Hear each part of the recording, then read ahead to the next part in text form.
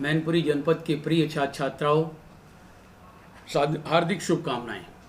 आज मैं doctor A K. Singh Rathore, प्रधानाचार्य श्री चित्रगुप्त इंटर कॉलेज मैनपुरी एवं मुख्यायुक्त उत्तर प्रदेश भारत स्काउट गाइड मैनपुरी आपके समक्ष अभिवीरा फाउंडेशन ऑफिशियल्स के आह्वान पर कोरोना संकट काल एवं हमारे अनुभव विषय पर अपने विचार व्यक्त करने के लिए उपस्थित हूँ।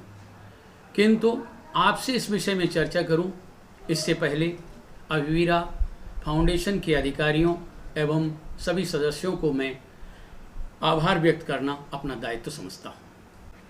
प्रिय छात्र छात्राओं एवं मित्रों, कोरोना शब्द अब हम सबको नया प्रतीत नहीं होता।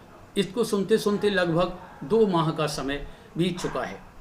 हमारे माननीय प्रधानमंत्री श्री मोदी जी ने जब 22 मार्च 2020 को प्रथम जनता कर्फ्यू लागू किया था, तब से लगभग 4 लॉकडाउन एवं उनसे उत्पन्न परिस्थितियों का भारतीय जनमानस सामना कर रहा है।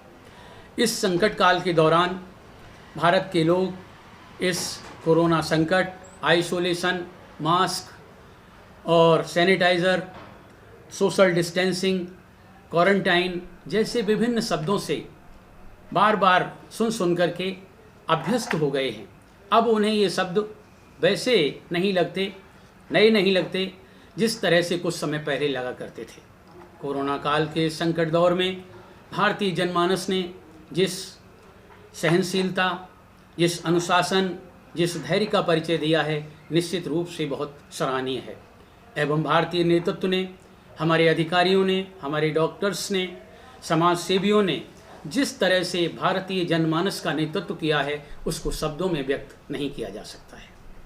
प्रिय मित्रों, कोरोना संकट ने केवल हमारे मन में भय का भाव ही पैदा नहीं किया, इसने बहुत सारे इस संकट के दौर में हमारे अंदर दैवीय गुण भी उत्पन्न किए हैं। दया का भाव, सेवा का भाव, परोपकार का भाव जो इस दौर में दिखाई दिया है, वो पहले कभी नहीं दिखाई दिया था। जगह जगह पर लोगों ने पहुंच करके जनमानस की सेवा की है।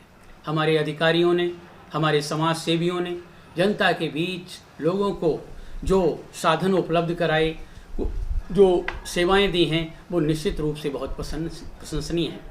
भारत जैसे विशाल देश में कोई भी व्यक्ति भूख से इस दौर में मृत्यु नहीं हुई, ये एक निश्चित रूप से बहुत बड़ी बात है। हमारे अधिकारी, हमारे नेता निश्चित रूप से हमारे पब्लिक का, हमारी जनता का जो नेतृत्व दे रहे हैं, हम सब उनके ऋणी हैं। डॉक्टर्स ने अपनी जान की परवाह न करते हुए, अपने परिवारों की परवाह न करते हुए जिस तरह से जनमानस की सेवा की है, उन डॉक्टर्स के प्रति हमारा ऋणी होना स्वाभाविक ही है। प्रिय साथियों, ये कोरोना संकट हमें हाल फिलहाल में टलता हुआ नहीं दिखाई देता। एक लंबा समय बीत गया है, ऐसा मुझे अनुभव होता है, आप सबको भी अनुभव होता होगा कि अन्य बीमारियों की तरह ही ये कोरोना वायरस भी हम सब के जीवन का अंग बनता जा रहा है धीरे धीरे। जिस तरह से अन्य बीमारियों से बचाव न करने पर उन बीमारियों से हम संक्रमित हो जाते हैं, पीड़ित हो जाते हैं, किंतु उनका टीका होने से, उनका इलाज होने से हमारा बचाव आसान है।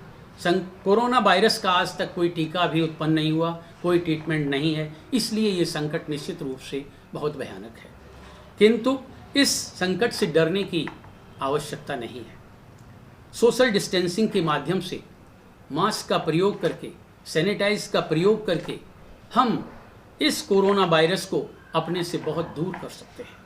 और भारत के लोग बहुत अनुभवी लोग हैं, बहुत कुशल नेतृत्व के लोग हैं, वो सब अपने जीवन में इसे लागू भी कर रहे हैं और एक अच्छा उदाहरण, एक अच्छा अनुशासन के साथ इन सबको प्रदर्शित कर रहे हैं।